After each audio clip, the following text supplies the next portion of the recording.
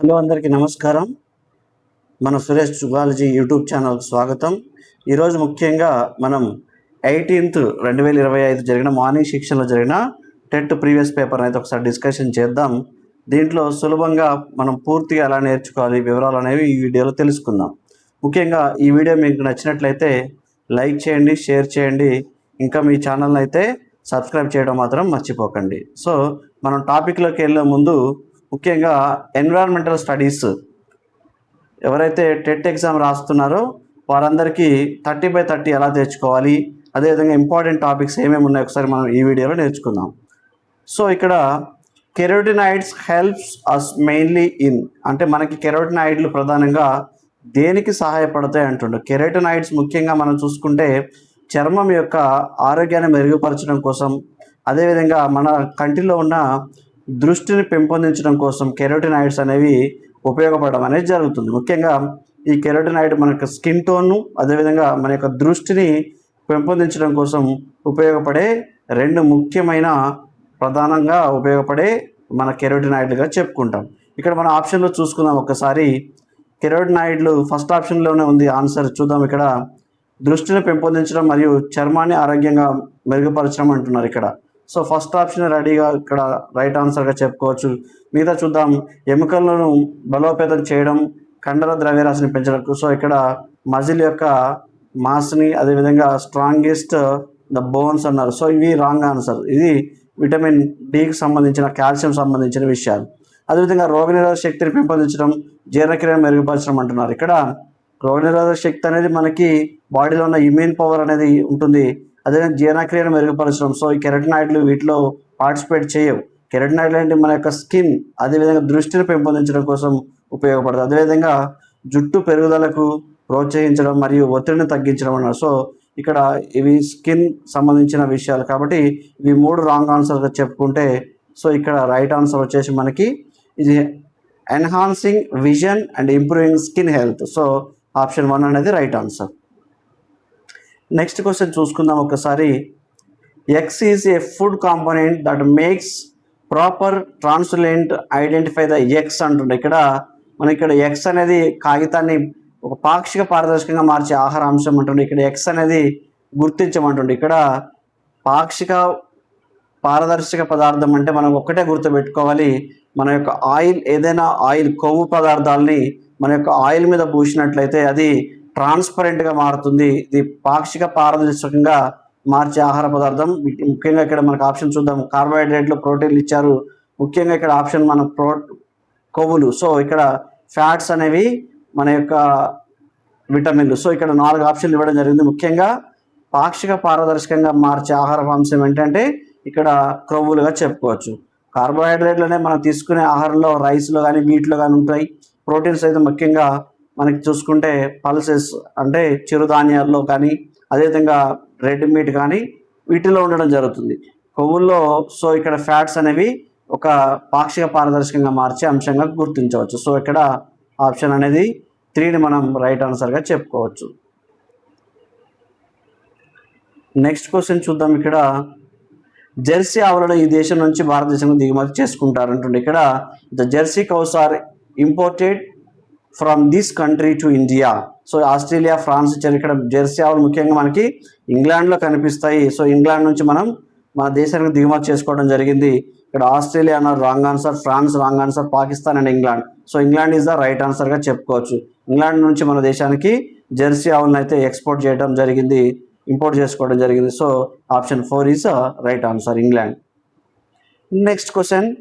క్రింది వాటిలో వాయుపీడనానికి సంబంధించి సరైన వాక్యం గుర్తించమంటుంది. ఇక్కడ వాయుపీడనం అనేది the greater the difference of the pressure and faster then the air moves. ఇక్కడ పీడన వ్యత్యాసం ఎంత ఎక్కువైతే గాలి అంత ఎక్కువ వేగంతో వీస్తుంది. సో ఇక్కడ ఫస్ట్ ఆప్షనే రైట్ ఆన్సర్గా ఇచ్చారు.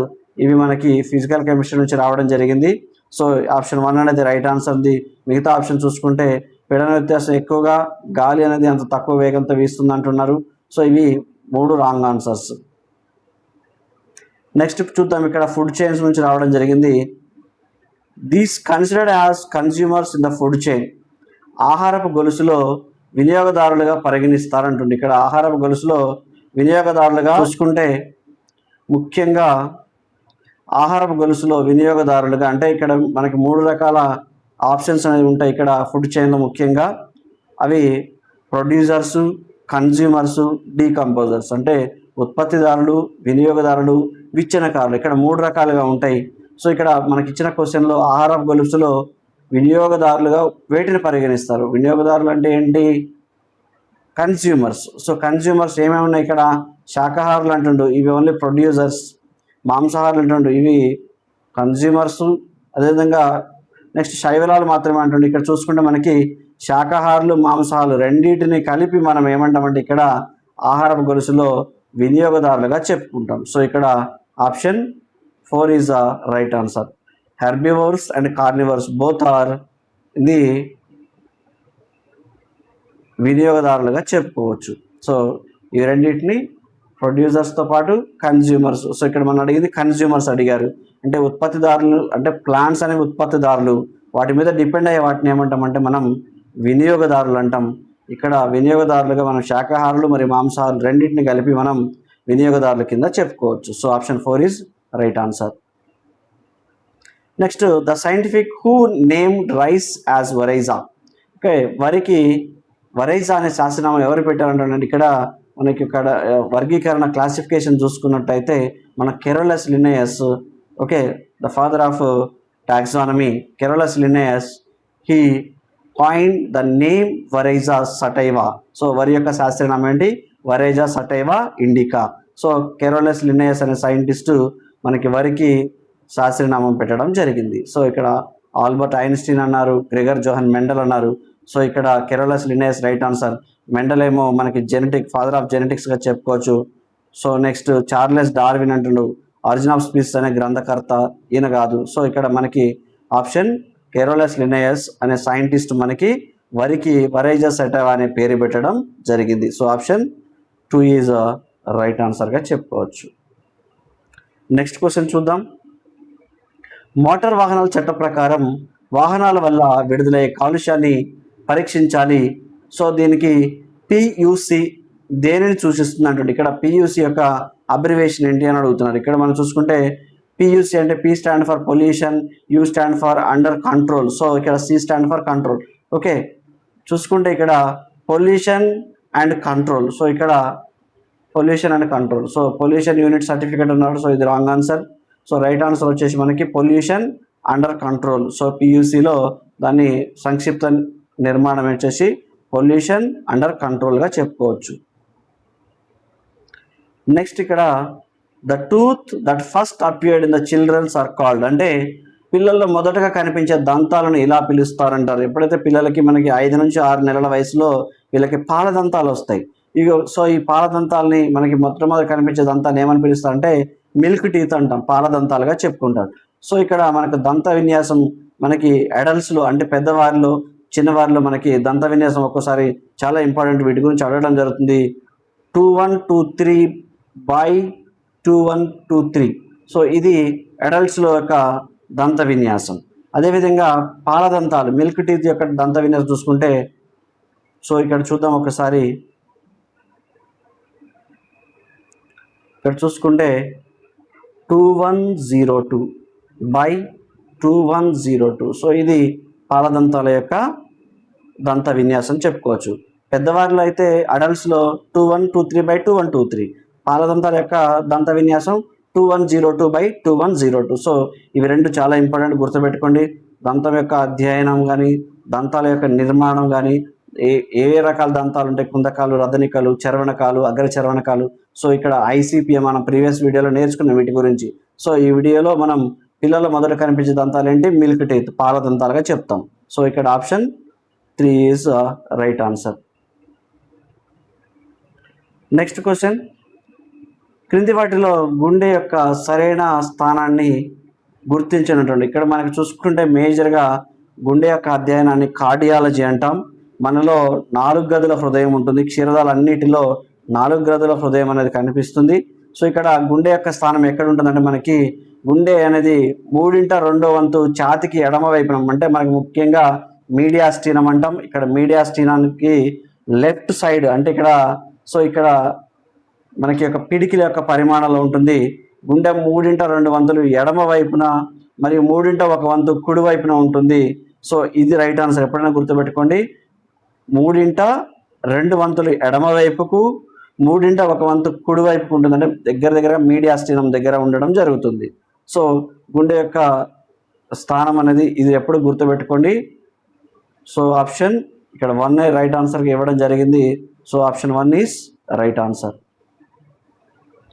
సగం ఛాతికి ఎడమ వైపున ఉన్నారు, ఇది రాంగ్ ఆన్సర్. గుండె 30 ఛాతికి ఎడమ వైపున, ఇది రాంగ్ ఆన్సరే.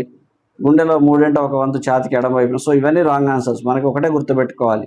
సో ఫస్ట్ ఆప్షన్ అనేది రైట్ ఆన్సర్. నెక్స్ట్, శీతాకాలంలో ఉదయం మనం మాట్లాడేటప్పుడు నోటి నుంచి పొగ లాంటి ఆవిరి రావడం జరుగుతుంది. దీనికి కారణం గమనించమంటుంది ఇక్కడ. అదే చలికాలంలో మనకి చూసుకుంటే వింటర్ సీజన్లో మనం మాట్లాడుతున్నప్పుడు నోటి ద్వారా కొంత పొగమంచు రూపంలో బయటికి రావడం జరుగుతుంది. దీన్ని ఏమంటామంటే కండెన్సేషన్ అంటాం, సాంద్రీకరణ అంటాం. సో వాతావరణంలో ఉన్న మన లోపల ఉన్న వేడి బయట ఉన్న చల్లదనానికి దీని ఆవిరిగా మారి మనం దీన్నే సాంద్రీకరణ అంటాం, లేదంటే కండెన్సేషన్ అంటాం. సో ఆప్షన్ 2 అనేది రైట్ ఆన్సర్గా చెప్పుకోవచ్చు. ఇక్కడ మనకి ఆప్షన్లో చూసుకుంటే ఇక్కడ ఏమి ఇచ్చిండు, ఎవాపరేషన్ అంటే ఎగురుట అన్నారు, అదేవిధంగా ఇక్కడ ఉత్పత్తనం అన్నారు, అదేవిధంగా ఘనీభవనం అన్నారు. సో ఇక్కడ మనం చూసుకుంటే ఇక్కడ సాంద్రీకరణం. సో ఆప్షన్ 2 అనేది రైట్ ఆన్సర్. నెక్స్ట్, మొక్కలు పత్రరంధ్రాల ద్వారా ఇతర భాగాల ద్వారా కూడా అధికమైన నీటిని విడుదల చేస్తాయి. ఈ ప్రక్రియను ఇలా పిలుస్తారంటండి. ఇక్కడ ఏంది, మొక్కలు పత్రరంధ్రాలతో పాటు ఇతర భాగాల ద్వారా కూడా నీటిని బయటికి పంపించడం ఏంటంటే మనం చూసుకుంటే ఇక్కడ బాష్పోత్సేకం అంటారు. సో ఇక్కడ మనకి ఆప్షన్ చూసుకుంటే రెస్పిరేషన్ అన్నారు. ఇవి ఓన్లీ పత్రాల ద్వారా గాలి లోపలికి బయటికి పోవడం జరుగుతుంది, దీన్ని రెస్పిరేషన్.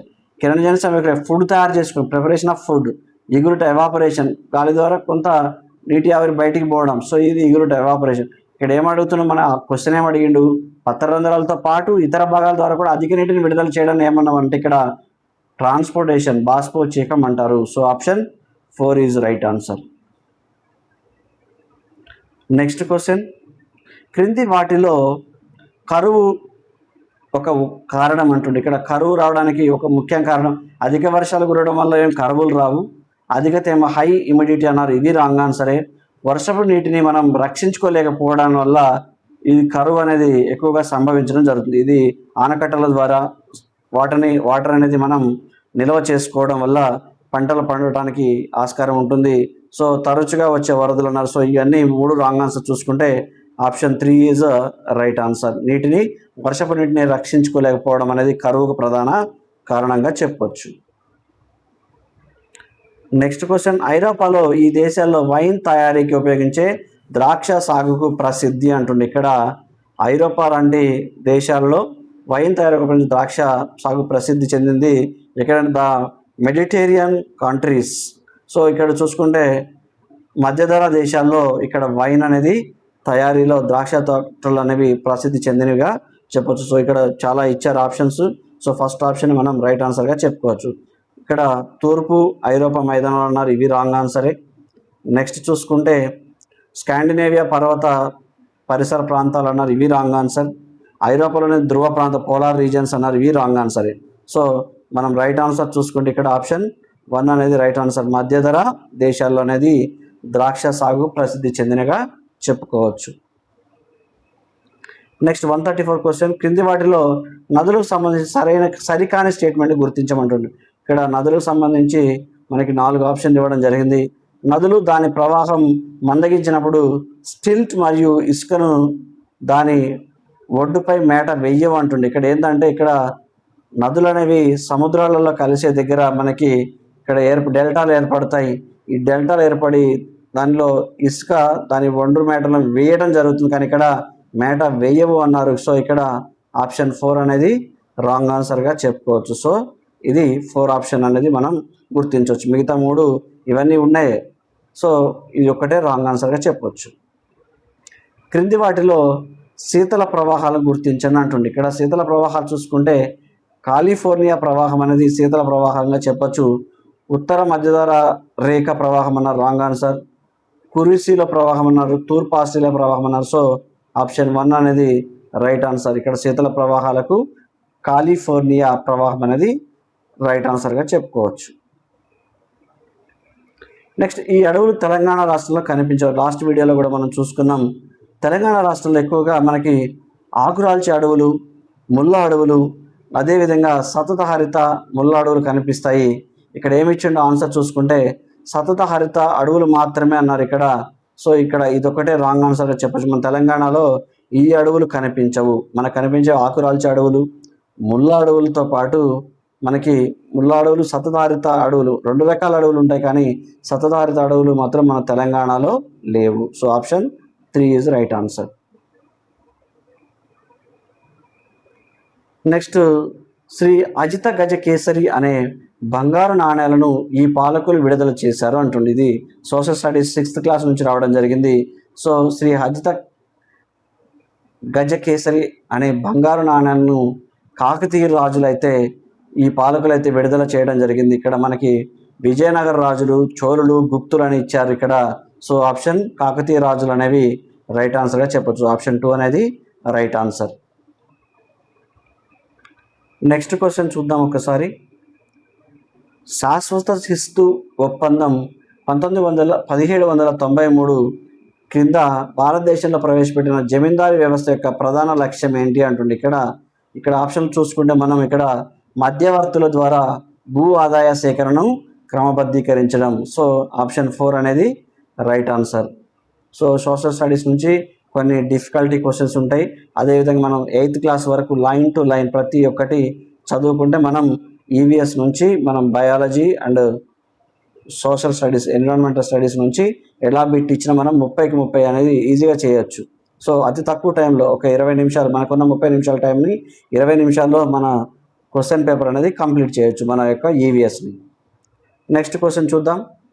కలకత్తా నుండి భారత జాతీయ కాంగ్రెస్ సమావేశంలో పాల్గొన్న మొట్టమొదటి మహిళా పట్టభద్రురాలు ఎవరు అంటున్నారు ఇక్కడ. ఇది కూడా మనం ప్రీవియస్ చాలాసార్లు అడిగిన బిట్టే. సో ఇక్కడ మనం కదంబరి గంగోలీ అనే ఈమె భారత జాతీయ కాంగ్రెస్ సమావేశంలో పాల్గొన్న మొట్టమొదటి మహిళా పట్టభద్రురాలుగా చెప్పవచ్చు. ఎవరామె? కదంబరి గంగోలీ. ఇక్కడ మనకి బాణలత సేవ్, బంకించంద్ర చట్టోపాధ్యాయ, అదేవిధంగా ఇక్కడ మనం చూసుకుంటే దుఖారి బాలాదేవి. సో ఇక్కడ ఇవి 4 ఆప్షన్లు ఇచ్చారు. దాంట్లో కదంబరి గంగోలీ అనే ఆమె ఇక్కడ భారత జాతీయ కాంగ్రెస్ సమావేశంలో పాల్గొన్న మొట్టమొదటి పట్టభద్రురాలు ఎవరంటే ఇక్కడ కదంబరి గంగోలీ. సో ఆప్షన్ 2 అనేది రైట్ ఆన్సర్. ప్రజాస్వామ్యం అంటే ప్రజల చేత ప్రజల కొరకు పాలించబడే వ్యవస్థ అని నిర్వచించింది ఎవరంటే మనకి ఇక్కడ అమెరికన్ ప్రెసిడెంట్ అబ్రహాం లింకన్ అనే అతను ఫస్ట్ ఈ ప్రజాస్వామ్యం అంటే ప్రజల చేత ప్రజల కొరకు పాలించబడే వ్యవస్థ అని నిర్వచనం ఇచ్చింది ఎవరంటే మనకి అబ్రహాం లింకన్. సో ఆప్షన్ 1 అనేది right answer.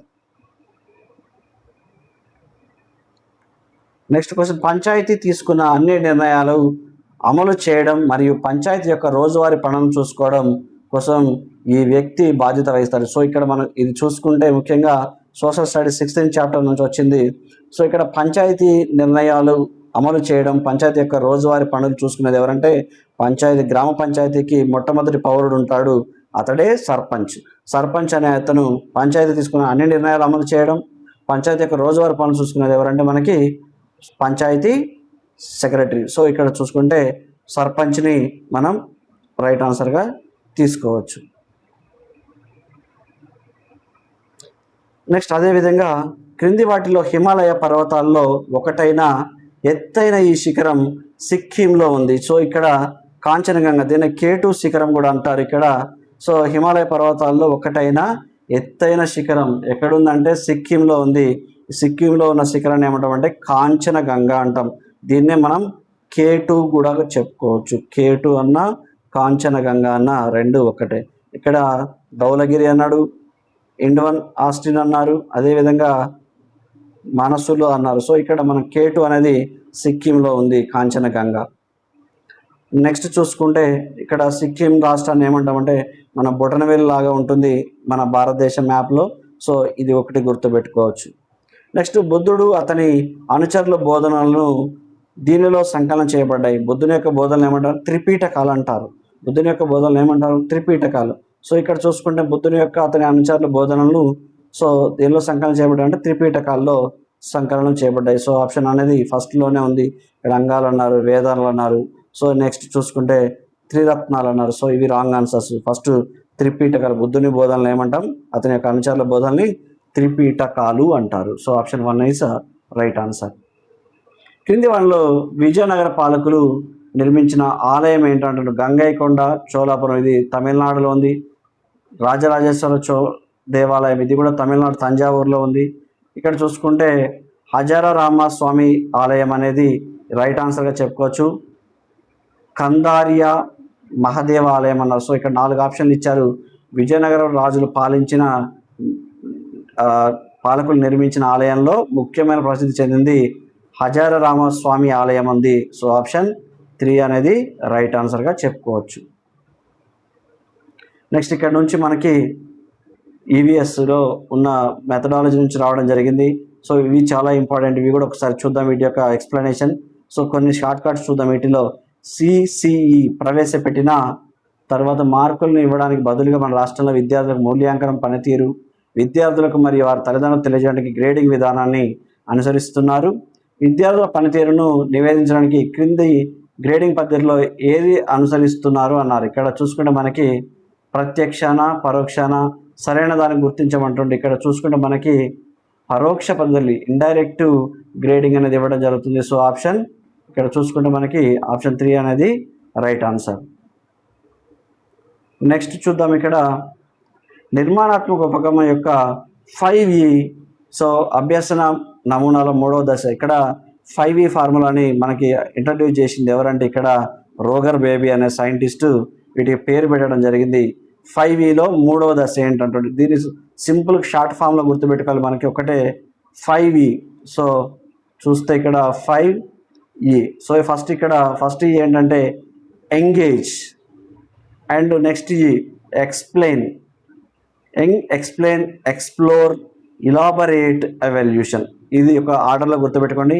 Engage, explain, elaborate, evolution. Young, explain, explore, elaborate, evolution. So వీటిలో మనం చూసుకుంటే ఎంగేజ్, ఎక్స్ప్లెయిన్,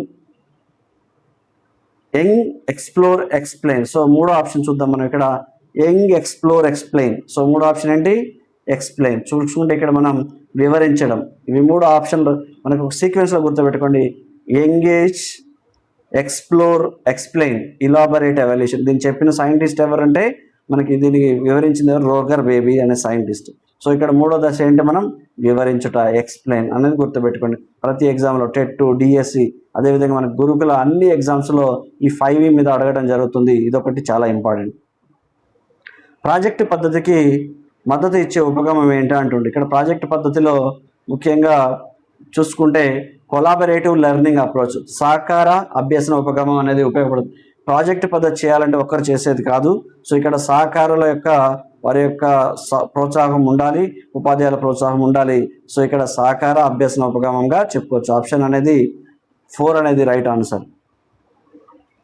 నెక్స్ట్ తెలంగాణ రాష్ట్రంలో ప్రాథమిక స్థాయిలో మరియు పరిసరాల విజ్ఞానం పాఠ్యపుస్తకాలు ప్రధానంగా ఈ క్రింది ఇతివృత్తాల ఆధారంగా రూపొందించబడ్డాయి అంటుండే. ఇక్కడ మత సమాజం అనేది రాంగ్ ఆన్సర్. ఇక్కడ చూసుకుంటే మత సమాజం అనేది ఇక్కడ లేదు. వ్యవసాయ పంటలు, మన రాజ్యాంగం, భద్రత, ప్రథమ చికిత్స, అదేవిధంగా ఇక్కడ చూసుకుంటే ఆహారం, పరిశుభ్రత, ఇవన్నీ ఉన్నాయి కానీ మతము, సమాజం లేదు. సో ఇక్కడ మనకి ఆప్షన్ ఒకసారి చూద్దాం. రైట్ ఆన్సర్ ఏమి ఉన్నాయో ఒకసారి చూద్దాం. ఇక్కడ చూసుకుంటే BCDE. సో మనం చెప్పుకున్న అన్ని ఆన్సర్లు రైట్ ఆన్సర్సే. ఓకే, పరిసరాల విజ్ఞాన పాఠ్యపుస్తకంలో వ్యవసాయం, పంటలు, మన రాజ్యాంగం, భద్రత మరియు ప్రథమ చికిత్స, ఆహారము, ఆరోగ్యము, పరిశుభ్రత, ఇవన్నీ రైట్ ఆన్సర్సే. ఒక్క మత సమాజం అనేది తప్ప మిగతా అన్ని రైట్ ఆన్సర్స్గా చెప్పుకోవచ్చు. నెక్స్ట్ ఇక్కడ లాస్ట్ క్వశ్చన్ చూద్దాం ఒకసారి.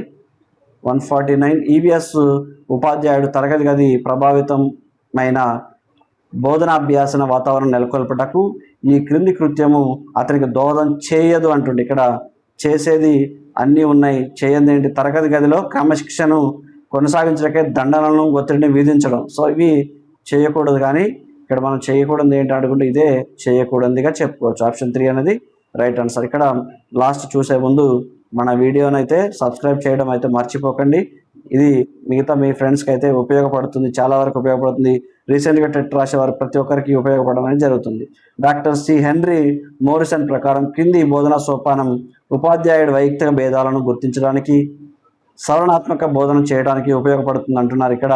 సో ఇక్కడ చూసుకుంటే వ్యవస్థీకరణ, ప్రదర్శన, వెళ్ళవేయడం, ఇక్కడ అసిమిలేషన్, సాంశీకరణ అనేది రైట్ ఆన్సర్గా చెప్పుకోవచ్చు. సాంశీకరణం అనేది right answer, option 4 right answer.